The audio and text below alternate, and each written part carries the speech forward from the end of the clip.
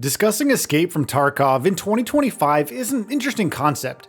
The extraction shooter has been around for an incredibly long time, around 8 years, as an alpha and beta, and through this, has also had a hand in shaping the current gaming landscape. While it didn't entirely come up with the idea of the extraction shooter, the genre can be seen as far back as The Division's Dark Zone in 2016. Escape from Tarkov can definitely be credited with popularizing what was otherwise just a game mode into its own genre. All of the strides that have been made with extraction shooters since its 2017 alpha release might even give one the impression that the genre has left it behind. However, with the full release now here, nothing can be further from the truth. One of the most important things to remember about Escape from Tarkov is the fact that it is very much in the simulationist camp of gaming. The shooter wants to simulate as much as it possibly can while still being able to be fun to play. This means that every aspect of gameplay, from using guns to looting containers or bodies, and even just managing your inventory, has an extra layer of interaction that might come across as tedium to some. However, this is very much integral to the experience that it's trying to present. You're not a super soldier that's taking on entire platoons on your own. You're simply trying to scavenge for crafting materials, food, water, bandages, and guns, just to survive. Since it is a first-person shooter, the gunplay is a great place to start. You're not going to get crosshairs that help you line up shots without aiming down sights. And even then, you're going to have to deal with a host of things. Things like recoil to simply your own arms swaying ever so slightly. Each gun feels distinctly different, and the fact that different ammo is needed for different kinds of weaponry is more than just additional inventory management. Munitions caliber plays a major role in how a gun feels to use, with larger caliber bullets doing more damage, but also adding more recoil with every shot.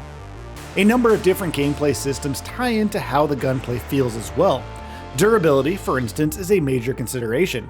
Maintaining your gun is important after all, and the lower its durability gets, the higher the chances of minor malfunctions like jams can happen. These in turn can even lead to larger malfunctions. Rather than being yet more busy work, the durability and weapon malfunctions add quite a bit to the tension of a typical gunfight. That low durability AK that you picked up off the floor might be great once it's repaired, and it might even be an upgrade right now. But using it as soon as possible also means that you'll have to quickly check for any malfunctions that need fixing. After all, you never want to hear an empty click when you pull the trigger while taking on 3 scavengers all by yourself.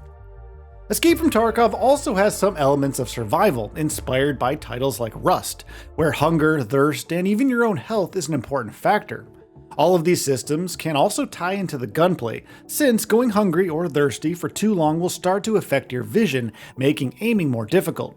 Even the player damage model is quite in-depth, with each limb having its own health. Taking too much damage on your legs or hands will have tangible effects on gameplay as well, slowing you down by a considerable amount and increasing your weapon sway while you're aiming down sights. Just about every one of these mechanics are explained through a tutorial mission that the game throws you into the moment you start it up for the first time. However, this definitely needs some more fine-tuning and tweaking, as it can often feel just about as obtuse as the overall game itself. While it is happy to let you know that you can loot containers by pressing F, it doesn't really do anything to show you what a container might look like. Similarly, picking up a gun might prompt a tutorial on weapon durability, but actually fixing your new gun's issues is a whole different matter entirely. As someone new to the game as a whole, my first run through the tutorial ended with disaster, since I also wasn't shown where I could go aside from a vague make your way to an extraction point objective. I also wasn't given access to a map to try and get my bearings. Generally speaking, the onboarding experience for new players is terrible, and battle state games will definitely want to bring in some improvements. All of these core mechanics tie into the central gameplay conceit of Tarkov, the raids. The central narrative of Escape from Tarkov revolves around the player working for either United Security or Battle and Counter Assault Regiment, trying to figure out a way to escape from the titular city. To achieve this, players set off on raids into Tarkov, with the main goal being to reach the other end. Along the way, players will get their hands on loot that can take the form of new equipment, weapons, food, water, or even just valuables that can be sold for some cash. An added wrinkle to these raids is the fact the map is also populated with AI-controlled scavengers, as well as other players with similar goals. Dying before you can get to the extraction point means that you lose everything you brought with you into the raid. The tension from this pseudo-permadeath mechanic where even setting up a starting loadout means you're risking valuable equipment that could be lost thanks to an errant gunshot is at the heart of Escape from Tarkov. The fact that you can lose just about everything combined with the survival-styled mechanics and the simulationist approach to gunplay also lends the extraction shooter a more horror-like vibe. Sure, you aren't going to have to fight off zombies or anything like that, but the slow and deliberate pace of gameplay where you have to constantly be on the lookout for enemy soldiers while also trying to bandage up a bleeding wound and managing your inventory at the same time feels like Tarkov at its absolute best. And while the risks associated with losing everything might sound harsh, bouncing back isn't too difficult, since you can buy a few starter weapons and slowly sneak your way through a raid to build your resources back up. Tarkov itself is a fantastic map full of interesting potential arenas for combat. It's a dense place filled with buildings, ruined or otherwise, all over the place. Along with this, even the streets don't offer much in the way of reprieve, since they're also loaded up with long abandoned vehicles. While this means that close quarters combat is quite common, there are also a few spots that offer opportunities for longer range fights, especially if you manage to get into one of the taller skyscrapers. Generally speaking, the map has been designed in a great way where a few players with sniper rifles don't end up just instantly killing everything they see. Rather, there are quite a few opportunities for flanking or even digging in for prolonged fights. Now, the regular enemies you fight aren't really anything to write home about. They don't really get more interesting than guys in military gear, and tend to offer little in the way of challenge unless you start getting vastly outnumbered. This is when even some of the basic tactics that these AI enemies are capable of start feeling a lot more dangerous, since they will happily flush you out with any grenades that they might have, and even use some flanking maneuvers. PvP is where Escape from Tarkov started losing me personally. Since there are other players in the map, you'll constantly be on the lookout to either take them out before they can spot you, or to at least hide and make sure that you don't get seen. Since the shooter has been out for almost 7 years, the player base is already quite experienced with the intricacies of its gunplay. This means that new players are at a severe disadvantage right from the get-go. Add on top of that the ever-present problem of cheaters, and what was turning out to be a fun but stressful experience into a now borderline rage-inducing one. The title does ship with its own PvE mode, but that's locked behind an additional purchase.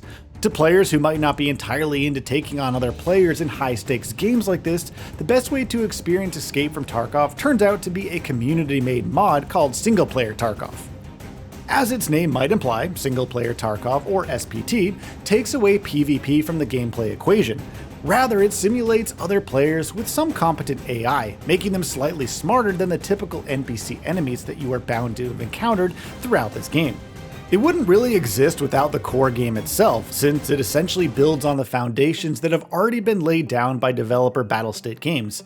But if you're having trouble getting into Tarkov, then it might be worth a look. So aside from the core extraction shooter mode, Escape from Tarkov also has a side game dubbed EFT Arena. As its name might imply, the game mode aims to offer a more fast-paced experience for players that might not enjoy the raid aspects of Escape from Tarkov, and would instead prefer to just get right into the PvP action. While it does make use of the same core gameplay elements as the base game, EFT Arena definitely feels like it still needs some more time in the oven. It offers little in the way of interesting gameplay moments or elements, and even its maps, carved out from the overall Tarkov map, tend to feel bland without the larger background of the city available to explore. Arena is ultimately not quite why you would want to even pick up Escape from Tarkov to begin with, and serves as little more than a way to warm up before you set off on some actual raids. Now, when it comes to technical performance, Escape from Tarkov offers something of a middle ground. While I wasn't able to go over the 100 FPS that I'm typically used to in shooters, the base game itself ran quite well on my system, an AMD Ryzen 7 7800X3D CPU, 32GB of DDR5 6000 RAM, and an AMD Radeon RX 7800 XT GPU. And while I did get a few stutters here and there, things sorted themselves out after a few minutes of gameplay. That's not to say there are no technical problems. There is a massive discrepancy between the minimum hardware requirements and what the studio recommends. This means that many players, myself included, can't exactly max out the graphics setting and still get stable frame rates. Along with this, there were quite a few problems when it came to its servers. Like many players since the 1.0 launch, I also faced quite a few issues with matchmaking, which on one occasion went on for as long as around 40 minutes before I actually gave up on that session.